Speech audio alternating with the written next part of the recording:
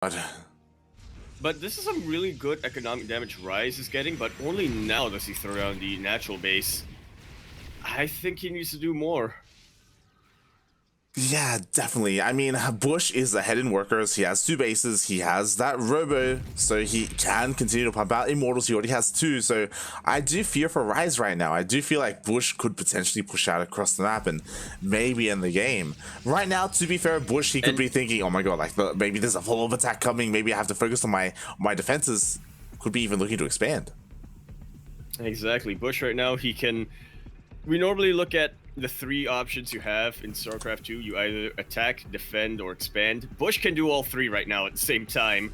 Rize, not so much. Yeah, exactly. I will say that Rize, of course, he's a very experienced player, and even though he may be a little bit sleep deprived and he may be feeling a little bit loopy, which he did let us know before the game started, he definitely can bring himself back into this. It's not going to be easy at all. It's going to be very difficult. It's going to be a grueling task, but he can do it. Loopy is such a good word. It's like wonky, but loopy. Yeah, it's like a what if you have a wonky loop? Like if you did custom water cooling in a computer. What if you had a loopy wonk? Wait, what's a wonk? What is a wonk? Is it just the name of some guy and then they their name became an adjective? Well, poor dude. I mean, maybe it's from Willy Wonka. I was about to say there's Willy Wonka, right? And like he's meant to be like abnormal, you know, like wonky. Right? Yeah. Yeah. But would that be a specific type of abnormal? Yeah, wonky. So to be like Willy Wonka. Yes. Well, Bush definitely isn't. Well, Bush definitely isn't wonky right now. Not only is he in the red color, but he's also not... I mean, he's doing what you expect a Protoss player to do from this scenario, going into his Twilight Councils, getting gateway upgrades. We'll see if he decides to, you know, do something a little bit more out there, maybe grab a Robo Bay for Disruptors, but for now it is just flat out Stalker Immortal. Yeah, which honestly, it's pretty good, right? It's like pretty solid, you know. There's nothing really fancy about it, sure, but you don't need fancy, you need solid right now, and that's exactly what Bush is. Oh, yeah. Meanwhile, Rize, he's going to be a little bit aggressive. He's going across the map with his drop. Well, again, a lot of potential here with the drop, but Bush, because there's not too much going on, like, he just had to focus on his defense. Absolutely. Rize needs to get this damage done, and Bush should be aware of that. I think he did catch a glimpse of the Warp Prism. Now he definitely does. And he's starting to move a couple of Stalkers in position. Will it be enough? More than enough. Oh, does push the Warp Prism away. Even forces a recoil here for Rize. He also goes for a scout, and now he sees the 3rd. Alarm bells are ringing everywhere in his mind. Will have +1 rule soon, so maybe he's thinking, all right, I need to push out and try to equalize the damage somehow, but I mean, he's just been behind for so long, and Bush is looking to take advantage of that. Yeah, and I love this. So at first I was thinking, mate, is Rize going to go for like a 2-base sold in? No, he's going for like a pseudo ninja base. Huh. You know what? I like it. I say pseudo because it's like at the 4th base location. Like it's not like over here. Well, to be fair, I feel like these locations are still very rarely scouted by attacking armies. So I feel like Rize should be able to get away with that. It's like it's a good way to get a 3rd safely, because if he had his 3rd here, then it would be under threat, right, from this attack. Like it's like, oh my god, is that gonna be the new meta? People just take their 3rd bases at the 4th base location on the Oxide. Just to be safe, you know. Yeah. And then eventually people catch on, and then they're like, haha, we switch back to grabbing that at the 3rd base location. A little bit of probe damage earlier on. Very good force fields. Exactly. Keeps Rize alive. Yeah. There's no way for Bush to push in, and now Bush is expanding. He's taking a 4th base. He's just perpetually ahead in terms of the economy. Meanwhile, Rize did sneak a Warp Prism across the map. Did get some worker kills, it looks like. Yeah, like 3 worker kills. Not bad. And also completely preventing the mining over here. Hey, they're back to mining. Yeah, good on them.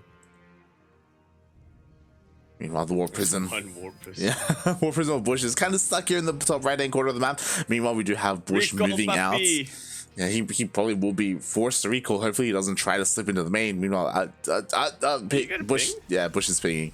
Well, he wants us to take note. Oh god. And he will see the third base.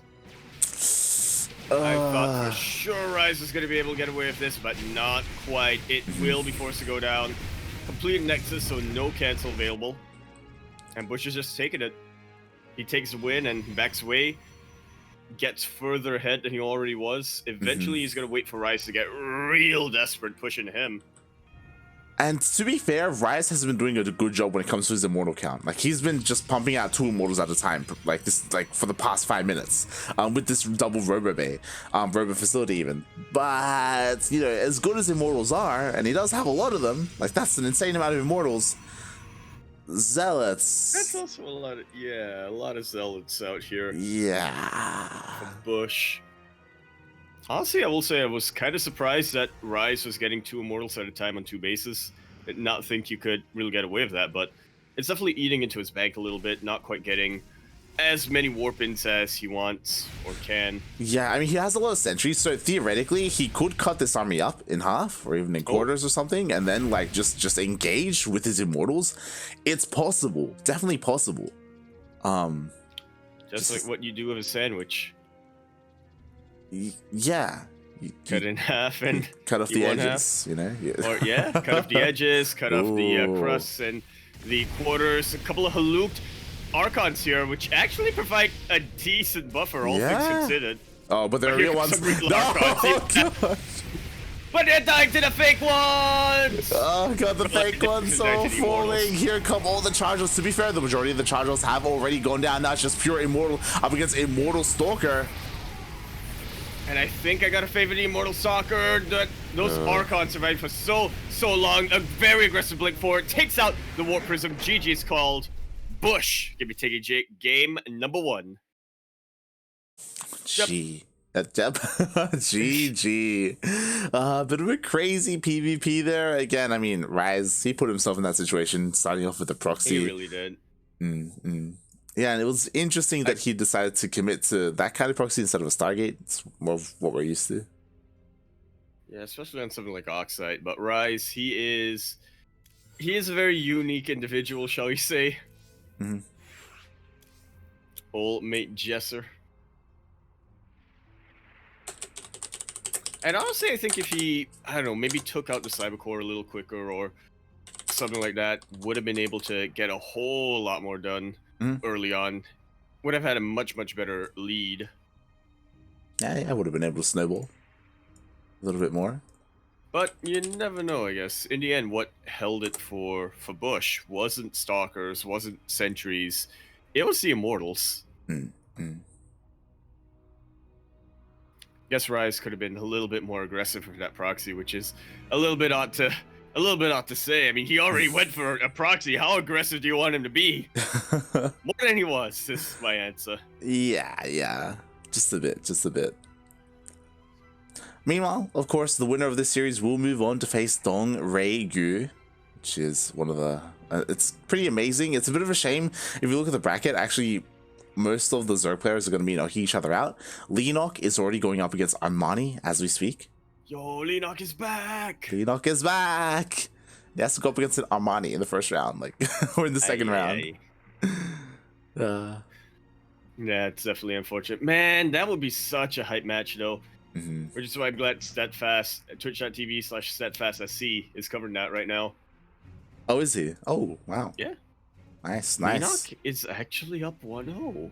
Yeah. I mean, I would have loved to have followed Leenock. It was our first choice, but unfortunately, things didn't really work out. I mean, thankfully, there is someone else casting him. We will most likely meet up with the winner of that series because our series leads into Dongreiku, which will lead into the winner of Leenock versus Armani. So, yeah, we are on the path. There can only be one top Zerg player.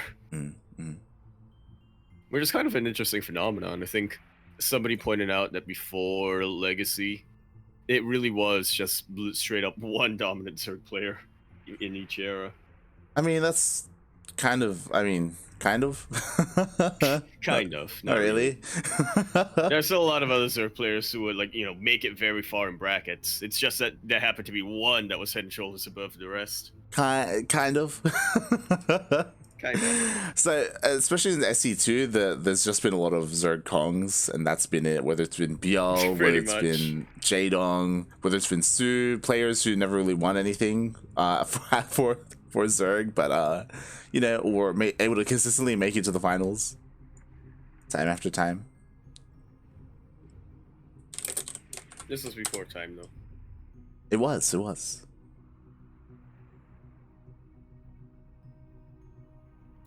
All right, yo, and here we go. Jumping on in.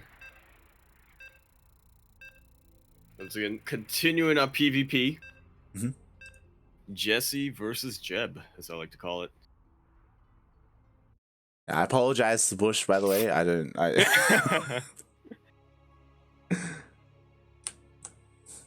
damn it, Yaku.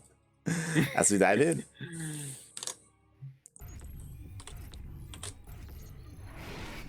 As we dive into game number 2 here on Lightshade LE, we're in the bottom right-hand corner map, spawning all the way in the bottom right-hand corner. We have the yellow Protoss player coming out from the land of Australia. I'm gonna make an assumption and say Melbourne.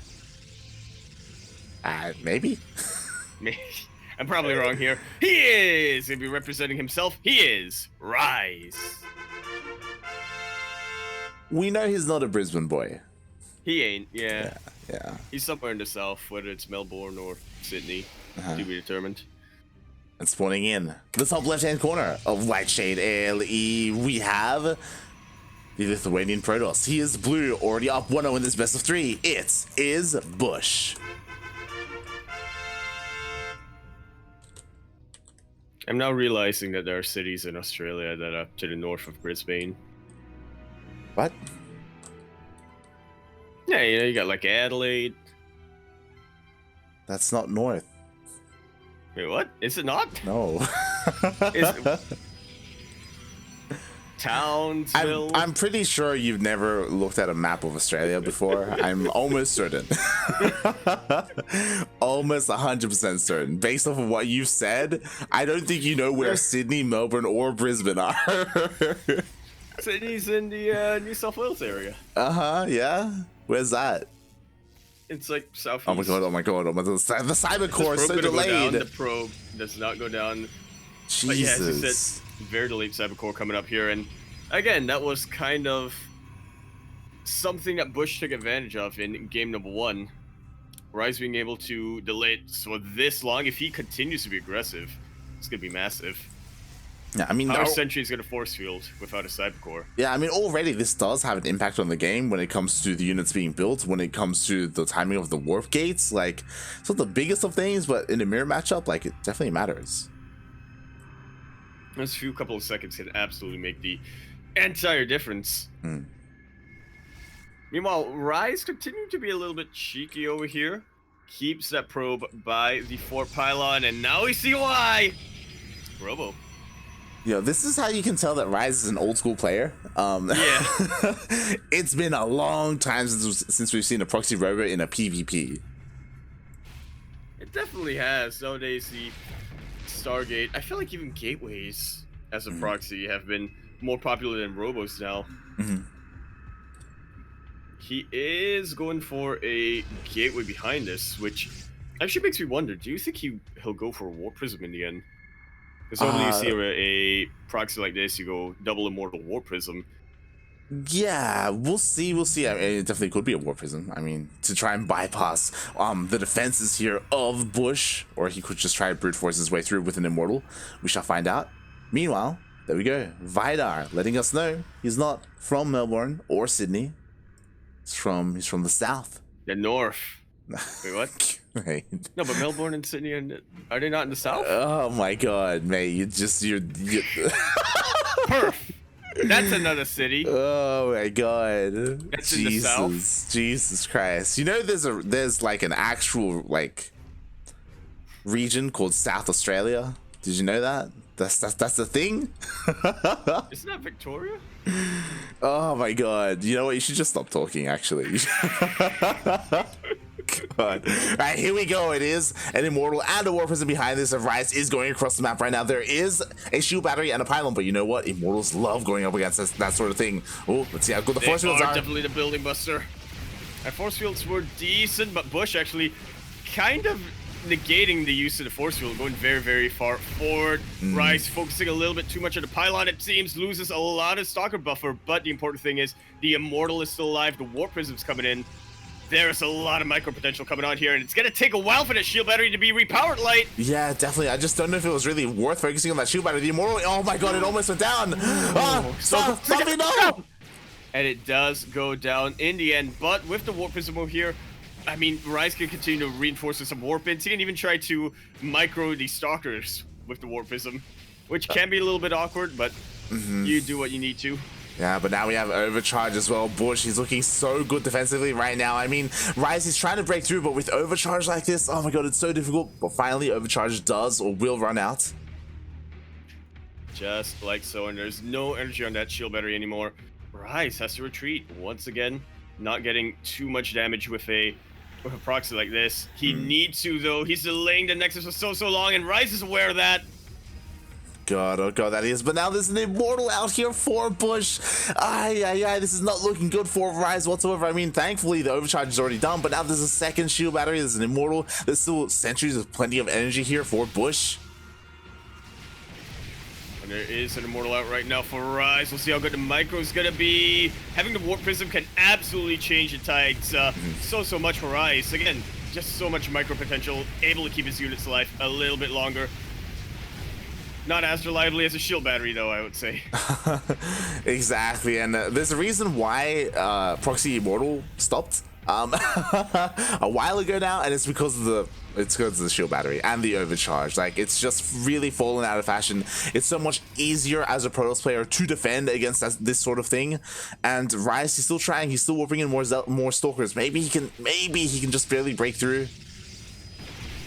Trying to does take out a shield battery as it warps in, so that's a little bit of a victory right now. Bush's Immortal is standing strong. Rize's is starting to get real low. The battery overcharge does get popped. I think his Immortal went down. His Immortal went down. His Immortal did go down. Held once again. Exactly, mate. Shield battery overcharge. That's all you need, mate. Like, oh god. It also didn't help that Rize focusing on the pylon early on may have cost him like 2 or 3 stalkers to begin with. I don't know. It didn't seem very worth it at all. I mean, he's still trying here. Like, he hasn't expanded. He's still committed to this attack.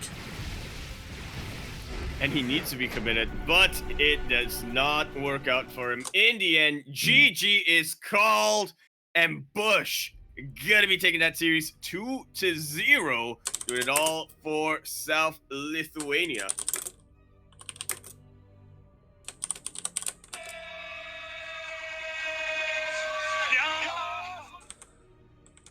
Well played defenses coming out here from Bush.